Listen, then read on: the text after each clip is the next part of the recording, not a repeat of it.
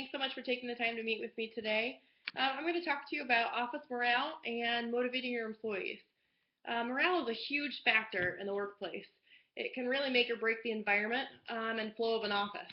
There's always a diverse group of people in any workplace that bring with them many different personalities, as well as their own flaws, their own idiosyncrasies, their own way of doing things.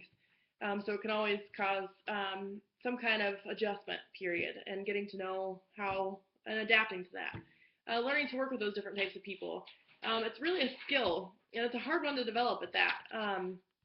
It takes a lot of patience, a lot of understanding, a lot of empathy, and most importantly, professionalism. I think it's all about how you handle yourself and how you handle stressful situations or just the day-to-day activity. I think it's also dependent upon how closely the staff works together. In my office currently, there are 6 women who work full time, performing the same types of duties in very close quarters. There is, to me, this is a recipe for disaster in the morale department.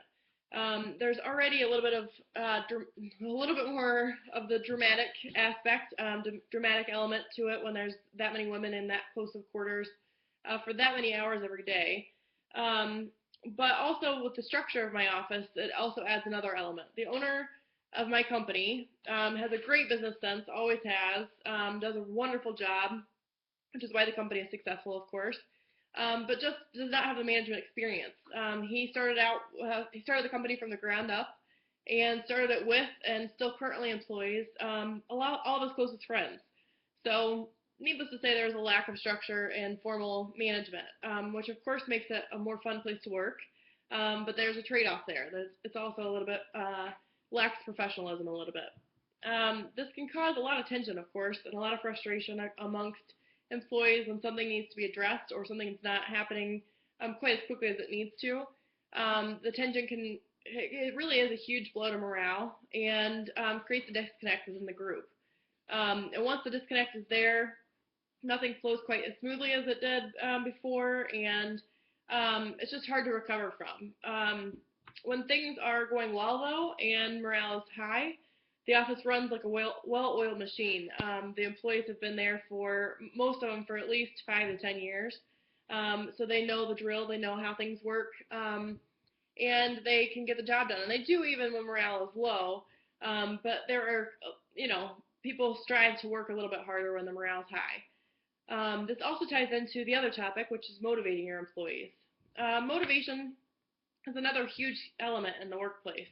All business managers and owners try to motivate their employees to work hard and to do a good job. It's not always an easy task, unfortunately, as some people just do not have any motivation to do either one of those things. Some tips that you can use, or some techniques that you can try, are incentive, especially merit-based incentives, to motivate them to do a good job and to hit certain goals if you have different things that you're trying to accomplish.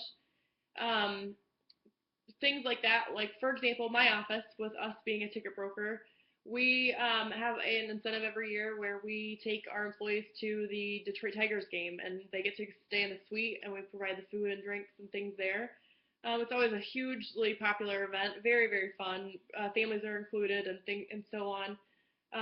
So it really does bring the motivation factor in, because people are motivated to try to work harder and to get to that goal and to get to that game. Some other things that are just, in general, things that are motivating factors are salary, vacation time, insurance benefits, bonuses, etc. It's hard to determine what will motivate each individual person, because everyone's motivated differently and motivated by different things. But I think that's where getting to know your employees and having some kind of stability to start with really does play a huge role. It doesn't also motivation does not just come from monetary things or even tangible things. It can also be something as simple as just a good job or a thank you. I know me personally, I would rather have the affirmation that I'm doing a good job versus having, let's say, some kind of incentive where I get lunch purchased for me or something along those lines. I would much rather have somebody tell me that I'm doing a good job than to buy me something. Of course, salary is a huge piece. So that was a little bit different there.